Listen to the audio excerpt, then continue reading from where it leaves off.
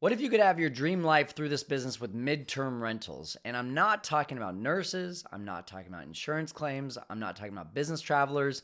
Amanda Williams is here to talk about that one exit strategy that has given her complete freedom to travel the world here on the Fearless Investor Podcast.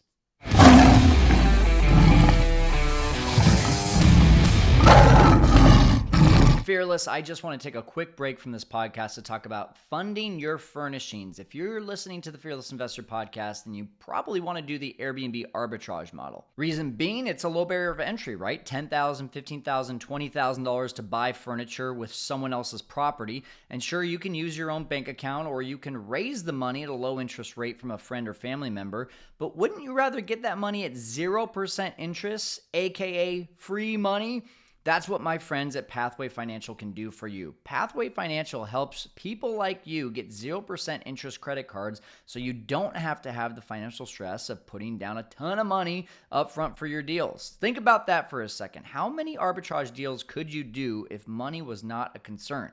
Well, that could be the exact possibility with Pathway Financial's help. Get a free quote from them today. Go to fearlesskyle.com/pathway financial to find out how much you can get pre-approved for right now. And don't worry, it won't have any impact on your credit score because it's a soft inquiry. So go once again to fearlesskyle.com/pathway financial and get that free quote. Hey, welcome into the Fearless Investor Podcast. This is the second interview that we're releasing from Cabo. Amanda Williams was in our mastermind and she has a awesome story to share, along with a very cool exit strategy that is helping her and her own realtor group to be able to niche down and really find a way to create complete freedom in this business and with very little operations. When we talk about midterm rentals, right, we talk a lot about the excitement of you put someone in that property and, 30, 60, 90, maybe even 180 days, maybe even for a year, you don't have to worry about turnovers and all that good stuff. You just put them in and you forget about it. Well, Amanda Williams is doing that, but she's doing it through Relocation Specialists, which I'm not going to completely go into right now. I'm going to let her give all the details for it. But just in case you aren't a part of any of our communities, there's one for free and one that's paid. Airbnb Masterminds on Facebook is our free community. Go check it out. And if you are not a part of our paid community, it's only $49 a month. That's over at fearlesskyle.com/6FF. You can learn everything about it right there. Now let's get to it right now with Amanda Williams here on the Fearless Investor Podcast. So one of three Amanda Williams here in Cabo. Yes, I'm very popular here. Obviously, everyone is now jumping in this podcast like, wait, what are you talking about? We just had a really weird situation as Amanda's getting checked in to actually get checked in because there's so many different, apparently, Amanda Williams, even just in Cabo at the Hyatt. So Yes. Either way, I'm glad I have the right Amanda Williams here. Welcome in. Thank you. Thanks for having me. Yeah. Super excited to speak at your event. It's going to be a great time. Yeah, it's going to be an awesome time. And I'm really looking forward to all the students here, learning about relocation specialists, which is what we're going to really dive into. But before we do, we're going to dive into your story. And even before that, I need to know, you've been doing short-term rentals and midterm rentals for a while. What's the craziest story that you have for our audience? So, craziest story is I hosted a professional scam artist. Oh, when you said professional, I was like, oh, this is going to be exciting. Like athlete, actress. No, scam artist. Perfect. Scam artist. Wonderful. Scam artist. So we do 30-day stays. Yeah. So I do all of my contracts for 30 days because that's our regulations in North Carolina. 30 days or less is considered a short-term rental.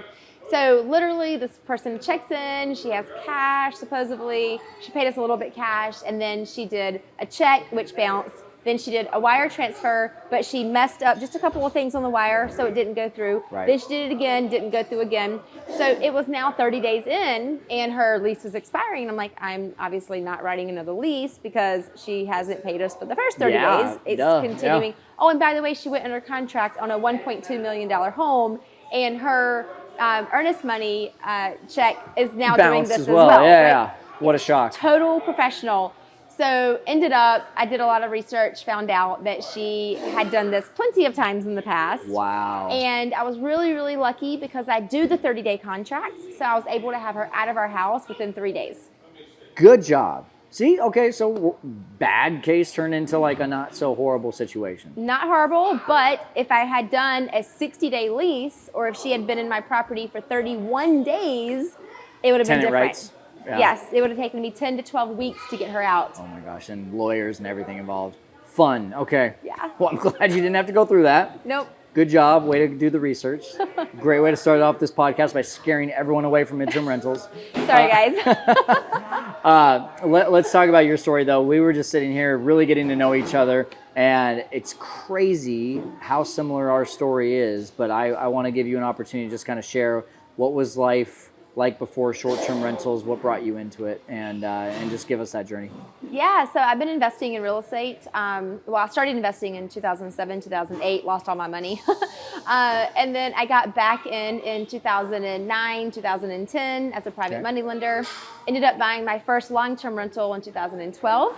And then got my real estate license 2013. So then that really propelled me with investing, and I was doing a lot of flipping and owner financing and just creative real estate. And So not to interrupt you really quick Yeah. here, but a lot of people, 2007, 2008, make a bunch of money, lose it all in 2009, and they're like, I'm out. What kept you in? Well, I was making really good money in the crash. The business that I was in just skyrocketed, and 2009 was our best year. So I had a Wow. girlfriend that was flipping houses. I was living in California at the time, and she was doing a really good job. And so I had money, and so I gave her money and just got my little 10% return, and I was happy with my passive income. Heck yeah. Okay, cool. Okay, keep going Yeah. with your story. Yeah, so 2013, I actually moved from California back to North Carolina and got my real estate license, and then really got involved in real estate at that point with flipping, buying a lot of properties on owner finance terms. I really thought that I needed to have a portfolio of 200 long-term rentals in order to retire. So that was my goal. Why that number? Just when you do the numbers on it, Yeah. it's like, okay, this is the numbers that I need in order to retire by the time I'm 40, which was my goal. And I turned 40 this year, actually, November. Congratulations. So I'm excited. Everything's working out as planned, so that's nice. But I didn't get those 200 rental properties. Everything changed, and in 2018, my dad got cancer, and we ended up taking him down to Mexico and put our house on Airbnb. And so that turned into an entire business from that. What happened when you put that house on Airbnb? What was like that? Like, because I'm assuming, you put it on Airbnb because you just don't want it to sit and collect dust and maybe make a few bucks to offset the mortgage. But was there like a certain moment where you're like, whoa, this is like a viable business? Yes. So the first 2 weeks, we made enough to pay our mortgage and pay for our condo in Mexico. Wow. For the whole month. Wow. Just Yeah, 2 weeks. That's just amazing. 2 weeks worth. And so from that point forward, we were flipping, and so we said, okay, we're not going to sell these properties. We're going to keep them. We're going to refinance them. We're going to put them into our Airbnb business, because now we're an Airbnb business. And so that's really what got us in. And so we travel a lot anyway. And so whenever we were traveling, we would put our house into our portfolio, and then we had all of our other properties in there too. And so going from one to many, what was that transition like? Did you actually think to yourself, oh, I'm going to have a bunch in my portfolio, or did you just say, oh, cool, this one is making me amazing money? Well, when I see that one thing's working really well, I'm like, oh, I'm onto something. Let's do it again. Let's do it again. I think the first 12 months, we had worked up to 15 properties in our first 12 months. And not owning, I'm assuming.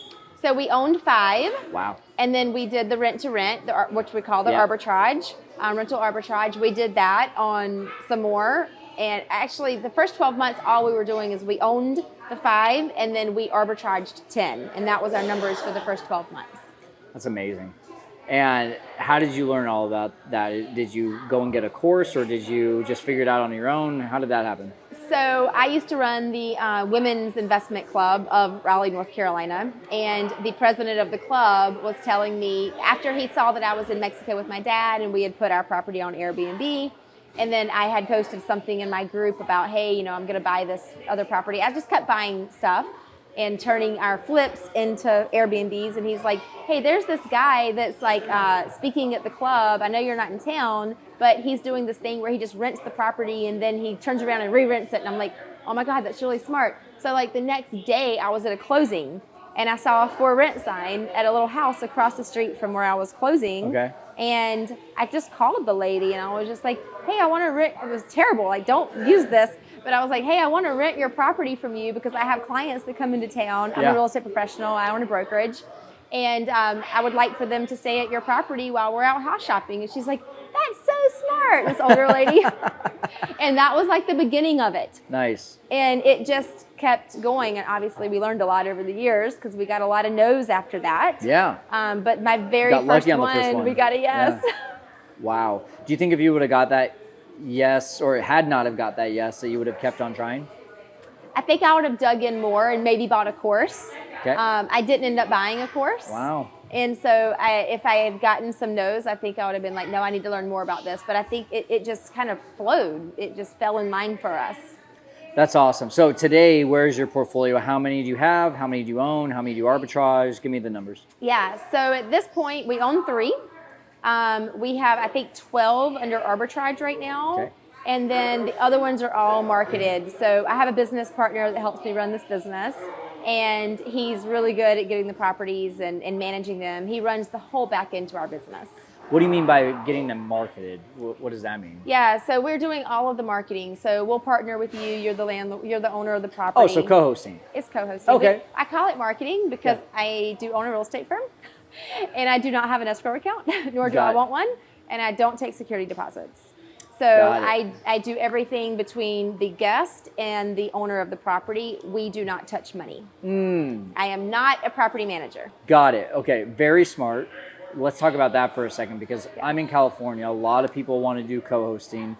There's a lot of gray areas / about to be black and white because there's a lot of rules that are like starting to come down about short-term rentals and how to manage them, especially for other people. So what are the key things that if I'm listening to this right now and I don't have the money to buy or maybe even arbitrage, but I want to go manage for someone and I don't want to get in trouble with quote unquote becoming a property manager, how would I do that? Yeah. Okay, I'm not giving legal advice. Yeah. Glad you established that. However, what I do in my personal business is we do the contracts. So between the tenant and the landlord, we do all that. We send it out DocuSign. They both sign. We don't sign any of that. The tenant or the guest pays the homeowner directly, and then we invoice the homeowner based on whatever that total rental amount is for the month. We do monthly rentals. Right. This is not like a vacation rental thing. You don't do any short-term rentals, right? Not really. Like if I have a property that's available for a few weeks in between a check-in, check-out, I'll throw it on Airbnb. Yeah. But other than that, I don't mess with Airbnb. I'd rather just do my 30-day stays. And do you feel like that was a natural progression for you being a realtor? It really was, because the very first one that we talked to, with the very first arbitrage property, that was my pitch, because I was like, well, this makes sense. So I'm going to say this. And then it just kind of flowed. That's what the universe does. When we talk about something, all of a sudden, like the dominoes fall into effect, and then like, boom, you're doing it, right? So it just naturally progressed into that. But there was a time when we had the 15 properties, we were only on Airbnb, only. Wow. And then we were starting to brand ourselves and do all of that. We had our own website. And then that's when COVID hit.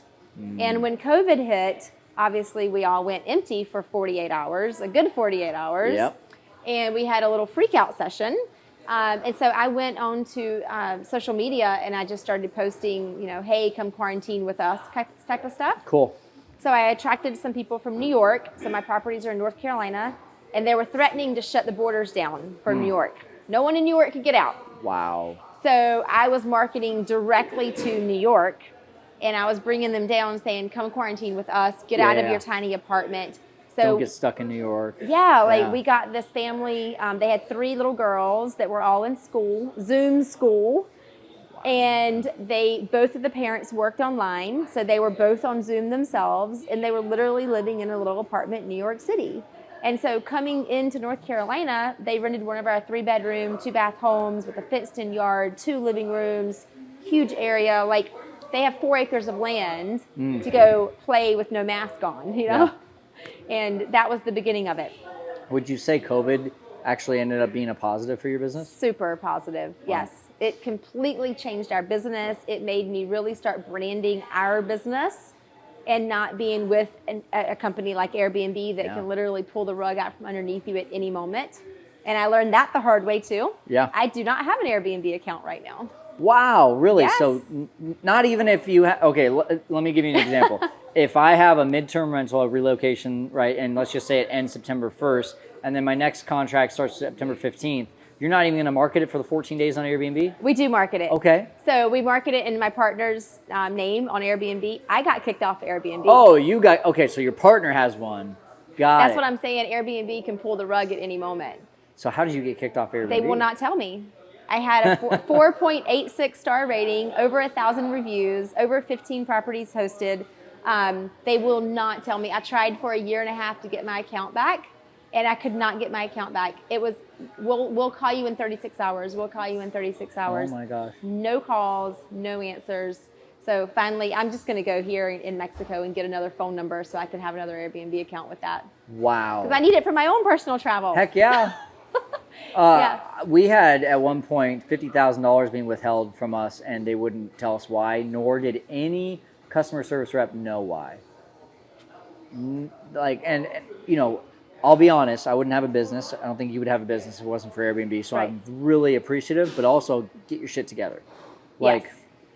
what are we doing here that we can't even help some of the most top end hosts in this entire platform to make sure that their checks are clearing? Yeah. Doesn't make sense. Yeah. Yeah. Exactly. So that's a call to Brian Chesky right here. Yeah, and that exactly, and that's why I preach now. I'm like, look, you've got to brand yourself. Yeah. You've got to have your own direct booking site. Like, this is really, really important because you could be doing everything right, and then all of a sudden just tomorrow you comes don't have out, yeah. business.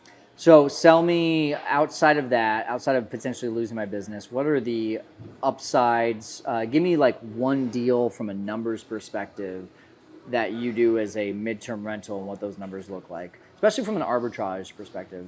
Okay, so I actually, I'll tell you my best one. Of right? course, you got So it was actually the rental property that I bought back in 2012. Okay.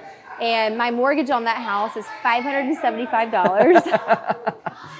Yeah, I know, it's crazy. Nothing, yeah. You'll never probably get that again. But I was renting that property for $1,100 per month. Okay. I could probably get $1,200 per month. In this market, I could maybe get $1,700 a month for that house. But I just had a insurance claim client in there for $5,500 a month. Nice. And they just moved out, and I just rebooked it for $3,800 a month to a relocation client. Wow. And they're in there for 3 months. So that's just an example of like where you're normally getting, you know, say $1,700, $1,800 a Yep. month. You're literally getting double that a month, and so- you're 100% occupied. So go through all your expenses on that though. You got a $575 mortgage. You got how much Yep. utilities? What about because you live in Cabo, which I want to go a little bit more into that. You live in Cabo and your team manages from North Carolina. So give me the real raw, like what is the full in expenses of that one property so I can know what the actual net is. Yeah, so when I added everything up, it was about $1,100 a month. Okay. And that's insurance, that's taxes, that's utilities. So this $3,800 one, you're making $2,700 a month. That $5,500 one, you're making $4,400. Yeah, and it's 4 acres of land. So then we bought a little tiny home log cabin and put that out there. We paid $75,000 for that. We owner financed that. And that's bringing in $2,000 a month. Okay, you owner finance a log cabin that was, you said built? It's a tiny home. Okay, So it's tiny on home. wheels. Okay. You can't tell because it looks like it's on the foundation now. How do you owner finance a tiny home? Is that with the actual tiny home company? No. So You're so excited to tell this story. I can tell. So some guy bought it and he was going to put it at his lake or something. I don't know. Okay. And the HOA said that he couldn't have it. So there's like a year or 2 year wait on these tiny homes that are being built. Yeah. They're Green River log cabins. They're like the top of the line log cabins, 420 square foot.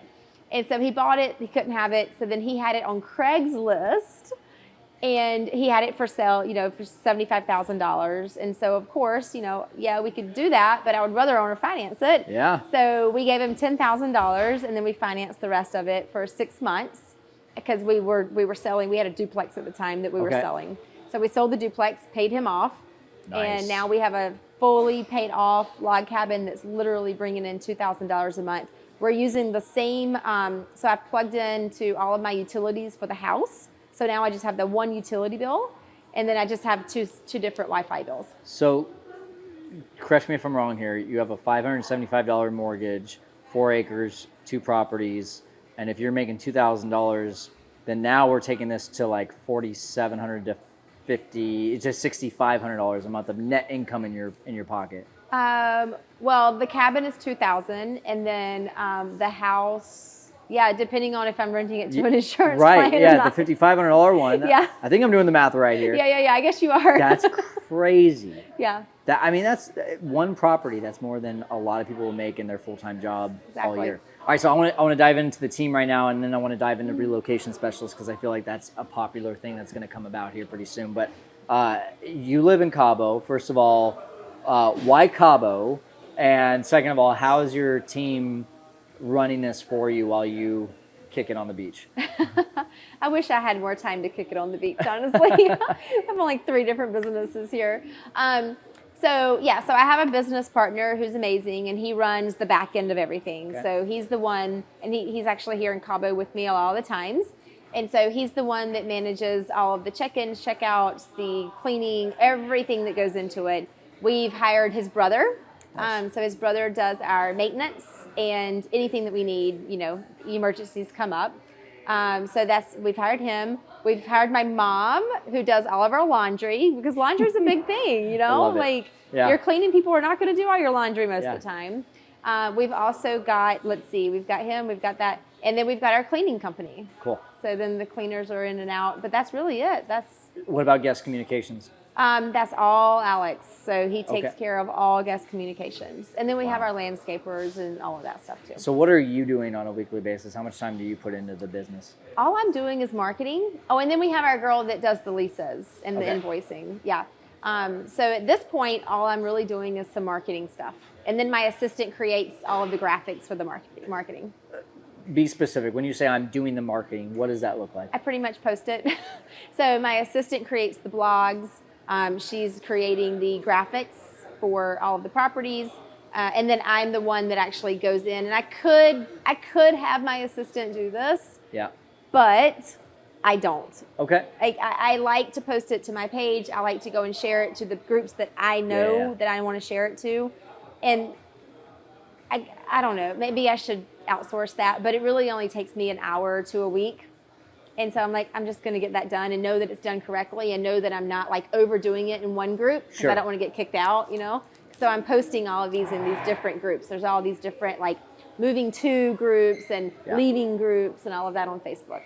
I bet you I follow up with you in a year and you're going to be like, I found a way to outsource that to where I don't feel like I need the control. Because I can tell you're like, I don't want to give up control of that.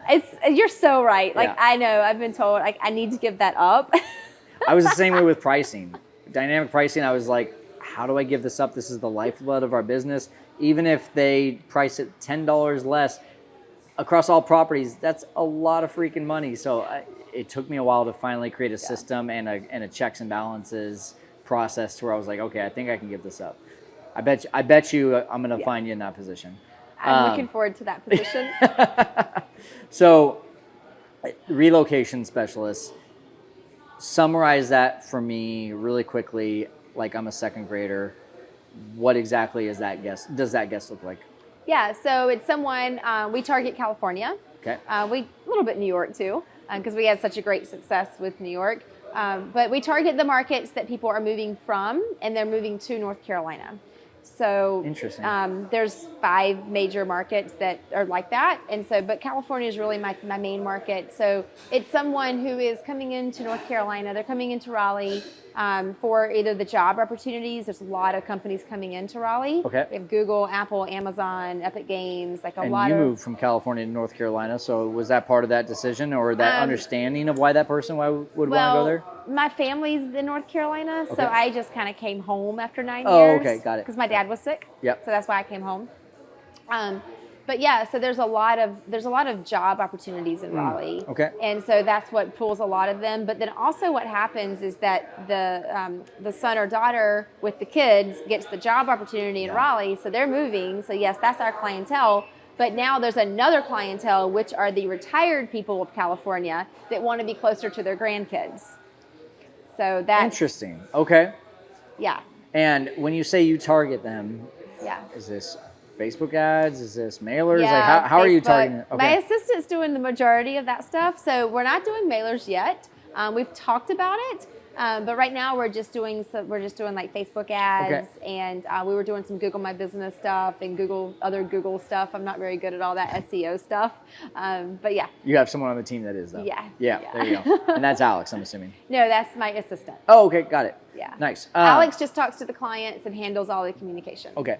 And what's a typical contract? Is it going to be 30 days, 60 days? How long is someone typically selling their house and having a tough time with buying that house or finding that next spot for them? Yeah, our typical client stays 3 to 4 months, but even if they're staying for 3 to 4 months, I'm doing a lease every single month. Because just like I said in the beginning, I had that girl on a 30-day contract. Yeah. If I had had her on a 60-day contract, I would have had to go through the eviction process. Wow. Yeah. Okay. Obviously, the numbers look amazing. The exit strategy sounds amazing, especially when we don't, a lot of these places like Vegas and I don't know off the top of my head. I know Nashville at some point went through some issues. San Diego's gone through some issues. Mm-hmm. Not having to follow the short-term rentals regulations because of 30 days or more is really attractive. However, I also think a lot of people are listening right now and they're like, I don't know the first thing about marketing. I don't know the first thing about creating relationships with realtors. I don't know the first thing about all this stuff. So if you were to give like 3 steps, I'm just getting started or I have 4 or 5 Airbnbs and I want to stop focusing on just short-term rentals and I want to transition over to relocation, what would be those like first few steps that you would recommend to someone? I would say the first step, if you're not licensed already, get your real estate license. Because if you get your real estate license, that's really the only reason to focus on relocation, to tell you the truth. Cool. Because when someone comes into the area, they stay in your properties, then you can refer them out to a real estate agent and legally get paid a commission. Absolutely. So I get paid 25%, well, 20 to 30%, depending on who it is, of that commission. Yeah. Just by referring that deal over. So that's why I chose to focus on only relocation clients. Cool. So that's the first thing. And then if you have your license, it just opens the door a little bit more for you to be able to go into the different real estate firms, maybe talk at their team meetings. I even have like little postcards that we were dropping off at different brokerages and just getting the word out. And then what happens in the realtor community is they get to know you and then realtors talk. I was going to say that your name gets passed around. Absolutely. And realtors have people coming in all the time that are relocating and they're staying in a hotel. That sucks. Like, I don't want to stay in a hotel. Not for 3 or 4 months. No. If you still lived in North Carolina, do you think you would just take on those clients and help them buy a house instead of just getting the referral fee? I would. Yeah. Yeah. But still, I mean, you still get 1/4 of the income for 0 of the work. That's pretty good. I spend 30 minutes to get 25% of the income versus I could spend, on average, 30 hours. 52 hours. 52 hours. Per buyer client is the average amount of time that you spend on a buyer client. My wife is a realtor, and I've seen her this year work on a few different situations where I'm like, oh my gosh, this is why I would never want to be a realtor. Because sometimes you list it and boom, it's sold. You get the check and you're like, that was the easiest money ever. And then other times you're just like, oh my gosh, the lending didn't work out, or the inspection report was a lot worse than you thought. And you're just like, oh, I got to start over from square number one. So I like the way that you're doing it a lot better. Yeah, it's much better, when you add up, like, what is your time worth? Mm-hmm. Exactly. So I guess if I'm going to start right now, I want to get my real estate license. I want to create relationships with realtors. But let's say I'm in a market that like everyone's talking about this, I'll take Phoenix, Arizona for example. That's become a really saturated market, and there's probably a lot of people there that are trying to do something to this effect. How would I stand out? For midterms? Yeah, for relocation especially. I would say, your marketing online, branding yourself, having your relocation guides, and now it's so easy with ChatGPT to create anything that you want to create absolutely. To attract those people. So you could be creating your blogs and all of that, and just you've got to push content.